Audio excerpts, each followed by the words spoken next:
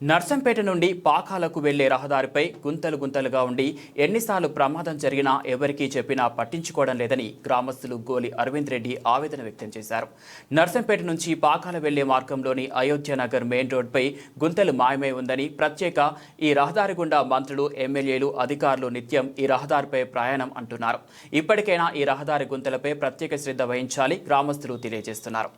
ఇది అయోధ్య పాకాల్ అంటే అశ్వన నర్సంపేట నుండి పాకాల్ పోయే రోడ్డు. అయోధ్య నగర్లో మా గ్రామ పంచాయతీ నుండి మా ఇంటి ముందే ఈ బొందకు ఎన్నిసార్లు చెప్పినా గ్రామ పంచాయతీలు కూడా పట్టించుకుంటలేరు.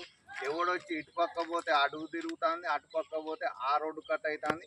ఇక్కడ బొంద అట్లే ఉంటుంది. ఇప్పటికీ 2-3 ఫ్యామిలీలు కింద పడ్డది. ఇక్కడ పడితే వాళ్ళ కాలు చేతులు తిరిగితే కూడా మేమే తీసుకుపోయినాం. మా ఇంటి ముందు ఉన్నది కాబట్టి మేము తీసుకుపోవాల్సి వచ్చింది.